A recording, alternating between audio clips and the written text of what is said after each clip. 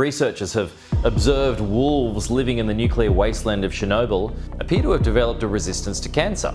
It's been 6 years since the disaster at Fukushima. On March 11.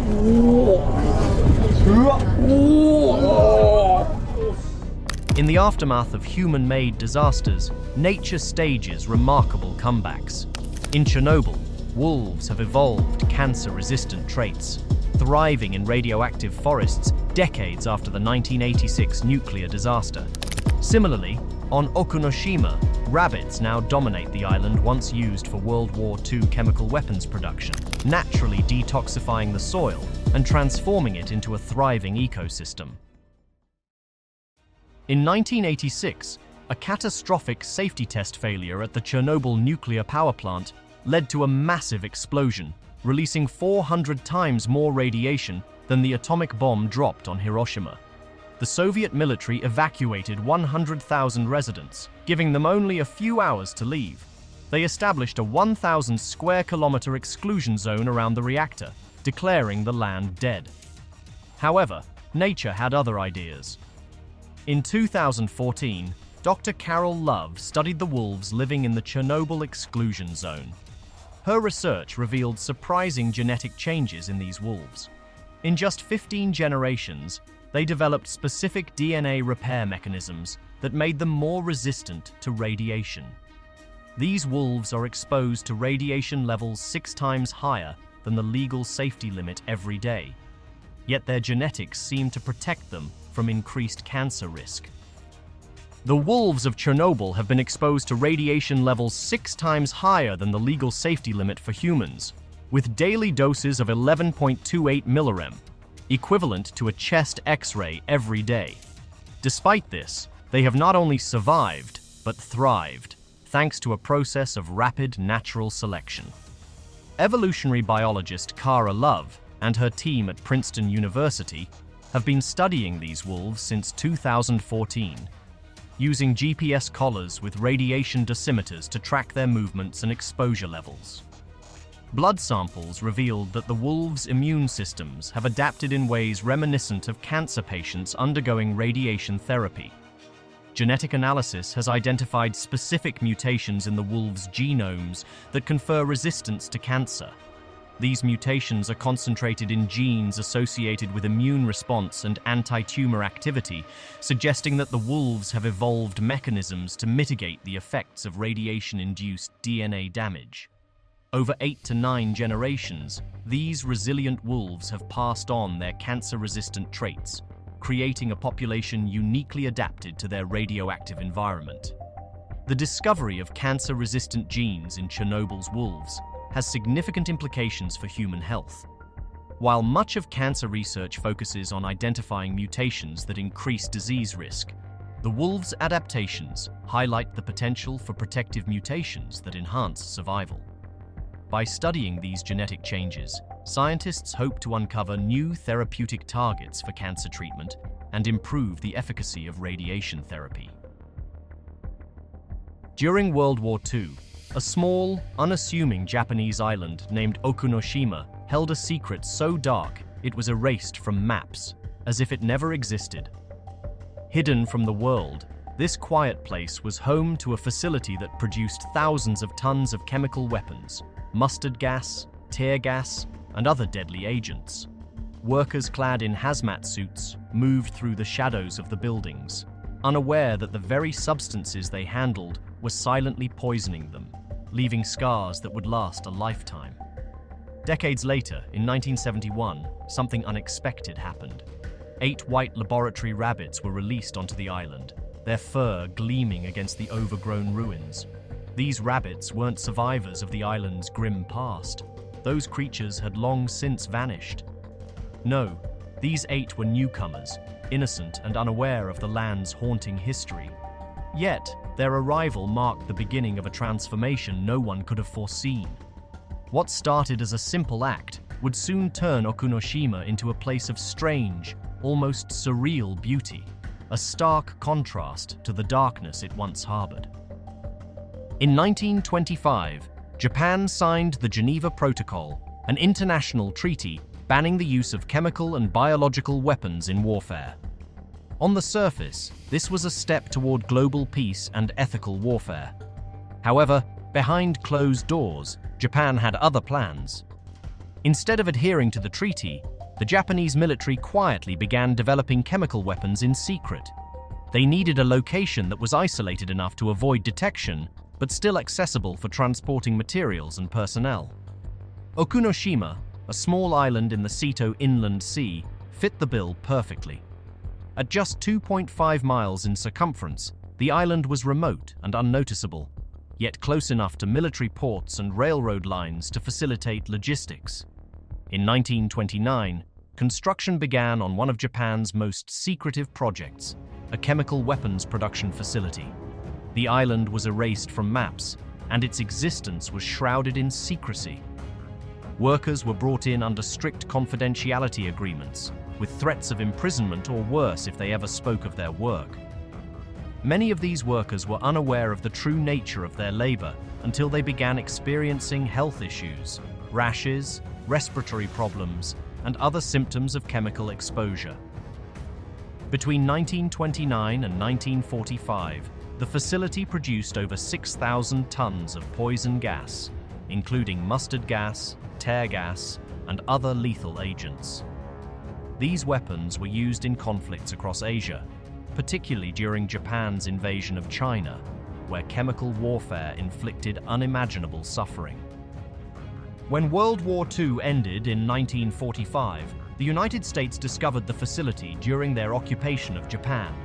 However, instead of exposing Japan's violations of the Geneva Protocol, the US military chose to destroy all evidence of the chemical weapons program. Documents were burned, equipment was dismantled, and the buildings were stripped of their contents. The island's dark history was buried, and for decades, Okunoshima remained a forgotten relic of war. The workers, many of whom suffered long-term health problems, returned home with their scars and secrets. Japan did not officially acknowledge the existence of the facility until 1988, leaving survivors and their families without recognition or compensation for decades. After the war, Okunoshima was abandoned. The empty buildings, once bustling with activity, stood as eerie reminders of the island's grim past. Few tourists visited, and those who did were drawn to the ruins rather than the island's natural beauty. The only permanent residents were caretakers at a small inn built to attract visitors to the island's stunning beaches. But nature had other plans. Over time, grass began to push through cracks in the concrete, and trees slowly reclaimed the land. The island, once a symbol of human destruction, began to heal. Then, in 1971, a seemingly innocuous event changed the course of Okunoshima's history forever: the arrival of 8 rabbits. The exact origins of these rabbits are a matter of debate, with several competing theories. The most popular version is that a group of elementary school students on a field trip released the rabbits onto the island. Another theory suggests that the rabbits were descendants of test animals used in the chemical weapons facility, which escaped or were released when the facility shut down. Some locals believe that workers, burdened by guilt, released the rabbits as an apology for the animals used in experiments. There's also the possibility that the rabbits descended from pets abandoned by tourists in the 1970s. Regardless of their origins, these 8 rabbits found themselves in an environment that was nothing short of paradise. With no natural predators, abundant vegetation, and a mild climate, the island was an ideal habitat for rabbits. They multiplied rapidly, and by the late 1970s, visitors began to notice dozens of rabbits hopping around the ruins. By the early 1980s, the population had grown to hundreds, and the rabbits had become a defining feature of the island. As the rabbit population grew, so did their interactions with humans. Unlike wild rabbits, which are typically shy and elusive, the rabbits of Okunoshima quickly learned that humans were a source of food. Visitors brought vegetables, pellets, and treats, and the rabbits became increasingly bold in their pursuit of snacks. They would hop up to tourists as soon as they arrived, begging for food and even climbing onto laps or into strollers. This behavior, combined with the island's unique history, began to attract attention. In the early 2000s, Okunoshima's rabbits went viral. Videos and photos of the friendly bunnies swarming visitors flooded social media, and the island became a global sensation. Tourists from around the world flocked to Okunoshima, eager to interact with the adorable rabbits. The island, once a symbol of war and secrecy, was rebranded as Rabbit Island, a place of peace and whimsy. However, this newfound fame came with challenges. The rabbit population continued to grow, reaching over 1,000 by the 2000s. Tourists brought so much food that many rabbits abandoned their natural diet of grass and plants, instead relying on handouts from visitors. This led to concerns about the rabbits' health and the sustainability of their population. Additionally, the influx of tourists put pressure on the island's delicate ecosystem, raising questions about how to balance tourism with conservation. In 2019, researchers studying the rabbits made a surprising discovery. The rabbits had developed a complex social hierarchy, something never before observed in feral rabbit populations. Each group of rabbits claimed specific territories, often centered around the island's abandoned buildings. The most notable of these territories was Building 6, a former gas storage facility. The rabbits living here exhibited highly organized behaviors, including a system of lookouts and coordinated movements. Older rabbits would perch on higher points of the structure, keeping watch while younger ones grazed below.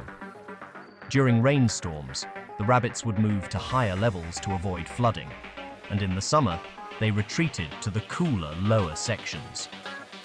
Researchers dubbed this behavior the changing of the guard, as the rabbits would shift positions in a coordinated manner at set intervals. This level of social organization challenged traditional understandings of feral rabbit behavior and highlighted the adaptability of these animals. The rabbits also developed a sophisticated warning system. Using thermal cameras, researchers observed that when predatory birds approached at night, lookout rabbits would thump their feet in distinct patterns. The vibrations traveled through the concrete ruins, effectively alerting the entire colony. This behavior demonstrated not only the rabbits' ingenuity, but also their ability to adapt their environment to their needs. One of the most unexpected outcomes of the rabbits' presence on Okunoshima was their role in preserving the island's historical ruins. Initially, preservationists were concerned that the rabbits' burrowing and movement might damage the fragile structures. However, it turned out that their activity actually helped maintain the ruins. By digging and grazing, the rabbits prevented water from pooling and causing further decay. In a way, they became inadvertent stewards of the very buildings that once symbolized destruction. The rabbits also played a role in healing the island's soil. Tests revealed that parts of the island still contained traces of arsenic and other toxins from its wartime past. Surprisingly, the rabbits were unaffected by these contaminants. In fact, their digging and grazing accelerated the natural breakdown of harmful chemicals, effectively acting as furry environmental cleanup crews. This discovery added another layer to the island's story, highlighting the resilience of nature and its ability to reclaim even the most damaged landscapes. As Okunoshima's popularity grew, so did the challenges of managing its rabbit population and tourism industry. The rabbits, now accustomed to human handouts, faced health issues related to their diet. Some became picky eaters, refusing anything but store-bought rabbit food. Others suffered from obesity and dental problems due to the high-calorie treats provided by tourists. The island's ecosystem also faced strain. The rabbits' rapid reproduction led to overgrazing in some areas, and their burrows caused erosion, threatening the island's delicate balance. In response, local authorities implemented measures to protect both the rabbits and the environment. Cats and dogs were banned from the island to prevent predation, and visitors were encouraged to buy approved rabbit food to ensure a balanced diet for the animals. Climate change posed another significant threat. Rising temperatures and heat waves could be devastating for the rabbits, which are sensitive to extreme heat. In 2014, a heat wave resulted in the deaths of dozens of rabbits from dehydration. To address this, officials installed water stations across the island and created shaded areas to help the rabbits cope with the heat. Despite these challenges, Okunoshima remains a powerful symbol of redemption and renewal. The rabbits, once laboratory animals or abandoned pets, have transformed the island from a place of darkness into a beacon of hope. Their presence has rewritten the narrative of Okunoshima, turning it into a destination that celebrates life rather than commemorating death. The island's dual identity, as both a historical site and a wildlife sanctuary, offers a poignant reminder of the resilience of nature and the capacity for healing. Descendants of the workers who once toiled in the chemical weapons facility now visit the island, finding solace in the new life that flourishes there. Children laugh and play with the rabbits, creating memories that stand in stark contrast to the island's past. As Okunoshima moves forward, it faces a mix of challenges and opportunities. Climate change, tourism management, and the rabbits' well-being are all critical issues that require careful consideration. Plans are underway to add more shaded areas and water stations to help the rabbits cope with rising temperatures. There is also ongoing discussion about implementing a daily visitor limit to protect the island's ecosystem and ensure the rabbits' long-term health. In 2023, the Japanese government began considering official protection status for the rabbits, which would be a first for any feral rabbit population in Japan. This recognition would not only safeguard the rabbits, but also acknowledge their role in transforming Okunoshima into a place of peace and renewal. The story of Okunoshima is a testament to the power of nature and the resilience of life. From its dark past as a chemical weapons facility to its present-day identity as Rabbit Island, Okunoshima has undergone a remarkable transformation. The rabbits, with their adaptability and charm, have played a central role in this transformation, turning a place of destruction into a sanctuary of hope. The dogs of Chernobyl became a symbol of survival. Descendants of the pets left behind in 1986, these dogs have interbred for generations, creating a unique population of radioactive mutts. Unlike the purebred dogs of Pripyat's past, today's Chernobyl dogs are a mix of breeds with a distinct appearance characterized by sturdy builds, piercing eyes, and coats of white, black, and brown. Despite their wild nature, many of these dogs are surprisingly friendly, having learned to coexist with the few humans who work in the exclusion zone. The Chernobyl exclusion zone, a 30-kilometer radius around the power plant, remains one of the most radioactive places on Earth. Yet, the dogs have adapted to this environment in ways that continue to baffle scientists. While radiation levels in the zone are not uniformly lethal, the dogs are exposed to chronic, low-level radiation, which accumulates in their bodies over time.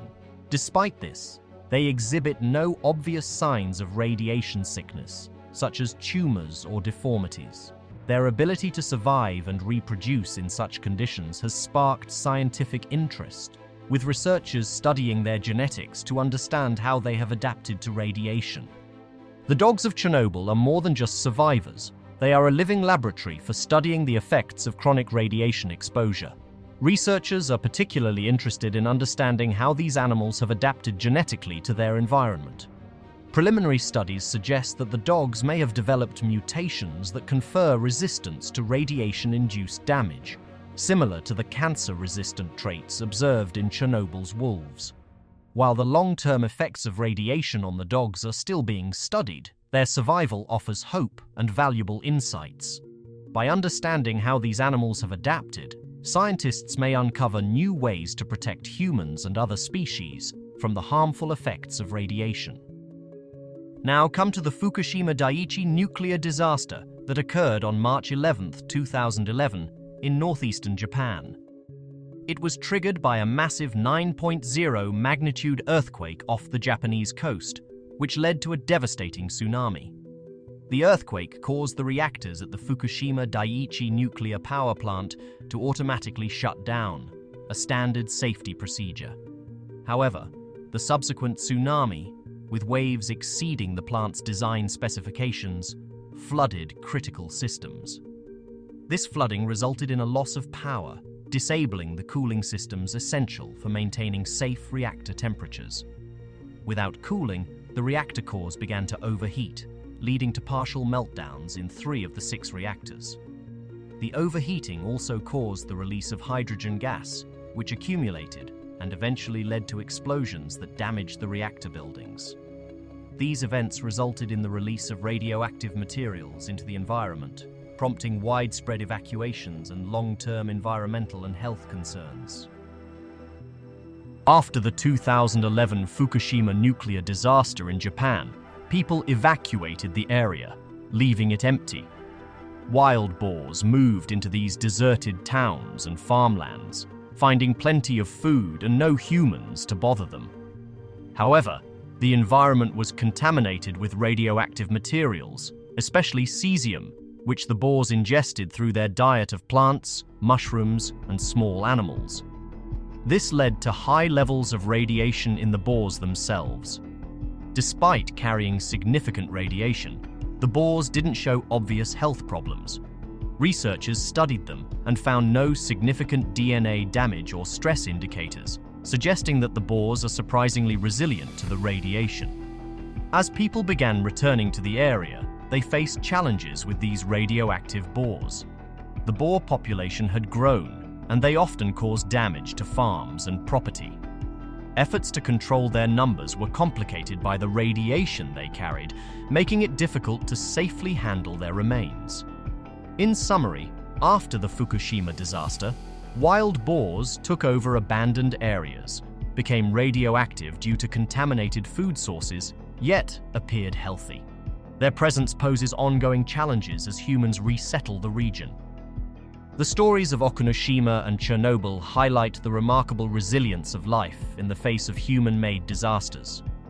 From the rabbits of Okunoshima reclaiming a once toxic island, to the wolves of Chernobyl evolving cancer-resistant traits, nature demonstrates an astonishing ability to adapt and transform even the most inhospitable environments into thriving ecosystems. By studying these phenomena, we gain more than just scientific knowledge. We gain a deeper appreciation for the interconnectedness of life and the enduring power of nature's will to thrive. That's it for today. We hope you enjoyed the video. If you did, please let us know in the comments below and make sure to subscribe to our channel for more content like this. Thank you for watching.